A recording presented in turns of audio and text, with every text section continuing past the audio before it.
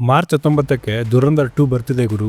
Trailer ನೋಡಿದ್ರೆ ಮೈ ಜುಮ್ ಅನ್ಸುತ್ತೆ. ಇವತ್ತು ಬೆಳಗ್ಗೆ 11 ಗಂಟೆಗೆ ಟ್ರೈಲರ್ ಲಾಂಚ್ ಮಾಡಿದ್ದಾರೆ. ಆದಿತ್ಯಧರ್ ಅವರು ಈ ಬಾರಿ ಸುಮ್ನೆ ಬಂದಿಲ್ಲ, ದೊಡ್ಡ ಸ್ಕೆಚ್ ಹಾಕೊಂಡೇ ಬಂದಿದ್ದಾರೆ ಅಂತ ಹೇಳ್ತೀನಿ. ಹಾಯ್ ಹಲೋ ನಮಸ್ಕಾರ, ನಾನು ನಿಮ್ಮ ರಾಘವ್. ನಾನ್ ಮಾಡೋ ಕಂಟೆಂಟ್ ನಿಮ್ಗೆ ಇಷ್ಟ ಆದ್ರೆ ದಯವಿಟ್ಟು ನನ್ನ ಚಾನಲ್ ನ ಸಬ್ಸ್ಕ್ರೈಬ್ ಮಾಡ್ಕೊಂಡು ಸಪೋರ್ಟ್ ಮಾಡಿ. ಬಾಕ್ಸ್ ಆಫೀಸ್ ನಲ್ಲಿ ಈ ಸಿನಿಮಾ ಧೂಳ್ ಎಪ್ಸೋದೊಂದು ಗ್ಯಾರಂಟಿ. ಜಾಸ್ತಿ ಟೈಮ್ ವೇಸ್ಟ್ ಮಾಡದೆ ಟ್ರೈಲರ್ ಬಗ್ಗೆ ಮಾತಾಡೋಣ ಬನ್ನಿ. ಗುರು, ಟ್ರೈಲರ್ ಶುರುವಾಗದೆ ಒಂದು ಕಾಂಟ್ರವರ್ಸಿಯಲ್ ಡೈಲಾಗ್ ನಿಂದ ಹಿಂದೂಗಳು ತುಂಬಾ ಹೇಡಿಗಳು ಅಂತ. ಇದು ನಮ್ಗೆ ಫಸ್ಟ್ ಪಾರ್ಟ್ ನ ಹೈಜಾಕ್ ಸೀನ್ ನ ನೆನಪು ಮಾಡುತ್ತೆ. ಪಾಕಿಸ್ತಾನದ ಲಿಯಾರಿಯಲ್ಲಿ ರೆಹಮಾನ್ ಅನ್ನೋ ಡಾನ್ ಸತ್ ಮೇಲೆ ಅಲ್ಲಿನ ಹೊಸ ರಾಜ ಯಾರು ಅನ್ನೋ ಪ್ರಶ್ನೆ ಶುರುವಾಗುತ್ತೆ. ಅಲ್ಲಿಗೆ ಎಂಟ್ರಿ ಕೊಡೋನೆ ನಮ್ಮ ಹಮ್ಜಾ ಅಲಿ ಮಜಾರಿ. ಅಸಲಿಗೆ ಈ ಕತೆಗೆ ಇನ್ಸ್ಪಿರೇಷನ್ ಸಿಕ್ಕಿರೋದು ಇಂಡಿಯಾದ ಆ ಅನ್ನೋನ್ ಮ್ಯಾನ್ ಕಡೆಯಿಂದ. ಪಾಕಿಸ್ತಾನದ ಒಳಗೆ ನುಗ್ಗಿ ಶತ್ರುಗಳನ್ನ ಮುಗಿಸೋ ಆ ಸ್ಟೋರಿ ಟೆಲ್ಲಿಂಗ್ ಇದೆಯಲ್ಲ, ಅಲ್ಟಿಮೇಟ್ ಗುರು ರಣವೀರ್ ಸಿಂಗ್ ಅವರ ಪರ್ಫಾರ್ಮೆನ್ಸ್ ನೋಡಿ ಫಿದಾ ಆಗ್ಬಿಟ್ಟಿದೀನಿ. ಹಮ್ಜಾ ಆಗಿ ಅವರ ಆ ಪಾಕಿಸ್ತಾನಿ ಸ್ಲ್ಯಾಂಗು, ಆ ವೇಷ ಮಾಡಿಸೋ ಸ್ಟೈಲ್ ಮಾತ್ರ ಸಕ್ಕತ್ತಾಗಿದೆ. ಇನ್ನ ಸಂಜಯ್ ದತ್ ಅವರು ಸ್ಕ್ರೀನ್ ಮೇಲೆ ಬಂದ್ರೆ ಸಾಕು, ಆ ವೈಬ್ರೇಷನ್ ಬೇರೆ ತರನೇ ಇರುತ್ತೆ.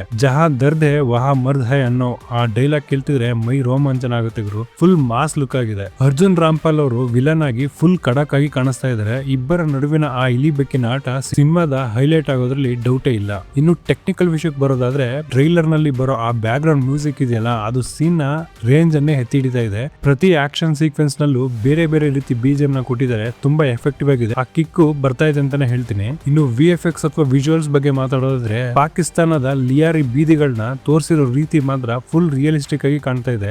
ಎಲ್ಲೂ ಕೂಡ ಆರ್ಟಿಫಿಷಿಯಲ್ ಅಂತ ಅನ್ಸೋದೇ ಇಲ್ಲ. ಆ ಸ್ಫೋಟಕದ ದೃಶ್ಯಗಳು, ಕೊಡ್ಲಿಯಿಂದ ಹೊಡೆಯೋ ಸೀನ್ಗಳು, VFX ಟೀಮ್ ಕೆಲಸ ಮಾತ್ರ ಸಖತ್ತಾಗಿದೆ. ಇನ್ನ ಸಿನಿಮಾಟೋಗ್ರಫಿ ಅಂತಂದ್ರೆ, ಕ್ಯಾಮ್ರಾ ವರ್ಕ್ ಬಗ್ಗೆ ಮಾತಾಡೋದಾದ್ರೆ, ಆ ಕರಾಳ ಲೋಕದ ಫ್ರೇಮ್ಗಳು ಕಣ್ಣಿಗೆ ಒಂಥರ ವಿಭಿನ್ನವಾದ ಅನುಭವನ ಕೊಡ್ತಾ ಇದಾವೆ. ಆಕ್ಷನ್ ಅಂದ್ರೆ ಬರೀ ಫೈಟ್ ಅಷ್ಟೇ ಅಲ್ಲ ಗುರು, ಇದರಲ್ಲಿ ಎಮೋಷನ್ಸ್ ಕೂಡ ಇದೆ. ಜಸ್ಕಿರತ್ ತನ್ನ ಹೆಂಡತಿಯನ್ನೇ ಕೊಲ್ಬೇಕಾದ ಪರಿಸ್ಥಿತಿ ಬರುತ್ತಾ ಅನ್ನೋ ಆ ಎಮೋಷನಲ್ ಆಂಗಲ್ ಕತೆಗೆ ಒಂದು ತೂಕವನ್ನು ತರ್ತಾ ಇದೆ. ಮೊದಲನೇ ಭಾಗದಲ್ಲಿ ಗಾಯಗೊಂಡಿದ್ದೇನೆ, ಅದಕ್ಕೆ ಘಾತಕನಾಗಿದ್ದೇನೆ ಅಂತ ಹೇಳಿ ಇತ್ತು. ಆದ್ರೆ ಈ ಹೌಸ್ಲಾ ಇಂಧನ್ ಬದ್ಲಾ ಅಂತ ಹೇಳಿ ಹೇಳ್ತಾ ಇದಾರೆ.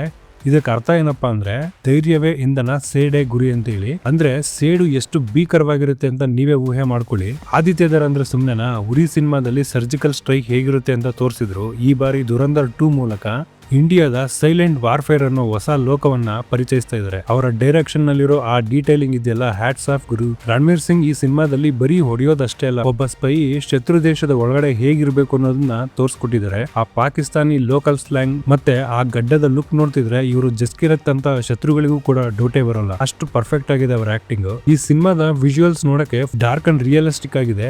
ಲಿಯಾರಿಯ ಆ ಗಲೀಜ್ ಗಲ್ಲಿಗಳನ್ನ, ಆಮೇಲೆ ಆ ರಕ್ತ ಸಿಕ್ತ ಕೊಡಲಿಗಳನ್ನ, ಇವೆಲ್ಲನೂ ಕ್ಯಾಮ್ರಾ ವರ್ಕ್ ನಲ್ಲಿ ಎಷ್ಟು ಚೆನ್ನಾಗಿ ಸೆರೆ ಹಿಡಿದಿದ್ದಾರೆ ಅಂದ್ರೆ ನಾವು ಆ ಜಾಗದಲ್ಲಿ ಇದೀವಿ ಅನ್ನೋದು ಫೀಲ್ ಬರುತ್ತೆ. ಸಂಜಯ್ ದತ್ ಅವರ ಸ್ಕ್ರೀನ್ ಪ್ರೆಸೆನ್ಸ್ ಇದೆಯಲ್ಲ, ಅದು ಬೇರೆನೇ ಲೆವೆಲ್. ಇದರಲ್ಲಿ ಅವರು ಪೊಲೀಸ್ ಕ್ಯಾರೆಕ್ಟರ್ ನ ಪ್ಲೇ ಮಾಡ್ತಾ ಇದ್ದಾರೆ, ಆದ್ರೆ ಅಂಡರ್ ವರ್ಲ್ಡ್ ನ ಒಬ್ಬ ಗಾಡ್ ಫಾದರ್ ತರ ಕಾಣಿಸ್ತಾರೆ. ಇಲ್ಲಿ ಹೀರೋಗೆ ತಕ್ಕಂತೆ ಪವರ್ಫುಲ್ ವಿಲನ್ ಕೂಡ ಇದ್ದಾರೆ. ಅರ್ಜುನ್ ರಾಮ್ಪಾಲ್ ಅವರ ಮೇಜರ್ ಇಕ್ಬಾಲ್ ಪಾತ್ರ ಫುಲ್ ಶಾರ್ಪ್ ಆಗಿದೆ ಅಂತ ಹೇಳ್ತೀನಿ. ಇವರಿಬ್ರು ನಡುವೆ ಆ ಮೈಂಡ್ ಗೇಮ್ ಇದೆಯಲ್ಲ, ಅದು ಸಿನಿಮಾದ ಮೇನ್ ಸಸ್ಪೆನ್ಸ್ ಆಗಿದೆ. ಬಿಜಿಎಂ ಬಗ್ಗೆ ಎಷ್ಟು ಹೇಳಿದ್ರು ಸಾಲದು. ಪ್ರತಿ ಸಾರಿ ಜಸ್ಕಿರತ್ ಎಂಟ್ರಿ ಕೊಟ್ಟಾಗ ಬರೋ ಆ ಸೌಂಡ್ ಕೇಳಿದ್ರೆ ಮೈಯಲ್ಲಿರೋ ರಕ್ತ ಕುದಿಯೋಕೆ ಶುರುವಾಗುತ್ತೆ. ಆ ಮ್ಯೂಸಿಕ್ ಥಿಯೇಟರ್ ನಲ್ಲಿ ಸೌಂಡ್ ಬಾಕ್ಸ್ ಬ್ಲಾಸ್ಟ್ ಮಾಡೋದಂತ ಗ್ಯಾರಂಟಿ ಅಂತಾನೆ ಹೇಳ್ತೀನಿ. ಇತ್ತೀಚೆಗೆ ನ್ಯೂಸ್ ನಲ್ಲೆಲ್ಲ ಓದಿರ್ತೀರಾ, ಪಾಕಿಸ್ತಾನದಲ್ಲಿ ಭಾರತದ ಶತ್ರುಗಳು ನಿಗೂಢವಾಗಿ ಸಾಯ್ತಾ ಇದ್ದಾರೆ ಅಂತ. ಆ ಅನ್ನೋನ್ ಮ್ಯಾನ್ ಕಾನ್ಸೆಪ್ಟ್ ಅನ್ನು ಇಟ್ಕೊಂಡು ಈ ಕತೆ ಮಾಡಿರೋದು ಪ್ರೇಕ್ಷಕರಿಗೆ ಒಂದು ರೀತಿಯ ರಿಯಲ್ ಲೈಫ್ ಕನೆಕ್ಷನ್ ಕೊಡುತ್ತೆ ಅಂತಾನೆ ಹೇಳ್ತೀನಿ. ಇದು ಕೇವಲ ಬರೀ ರಕ್ತಪಾತ ಅಲ್ಲ, ಇದರಲ್ಲಿ ಎಮೋಷನ್ ಕೂಡ ಇದೆ. ತನ್ನ ಕೆಲಸ ಮತ್ತೆ ಕುಟುಂಬದ ನಡುವೆ ಜಸ್ಕಿರತ್ ಪಡೋ ಸಂಕಟ ಇದೆಯಲ್ಲ, ಅದು ಫ್ಯಾಮಿಲಿ ಆಡಿಯನ್ಸ್ಗೂ ಕನೆಕ್ಟ್ ಆಗುತ್ತೆ ಅಂತ ಹೇಳ್ತೀನಿ. ಒಟ್ನಲ್ಲಿ ದುರಂಧರ್ 2 ಒಂದು ಪಕ್ಕಾ ಪೈಸಾ ವಸೂಲ್ ಸಿನಿಮಾ ಆಗೋದ್ರಲ್ಲಿ ಡೌಟೇ ಇಲ್ಲ.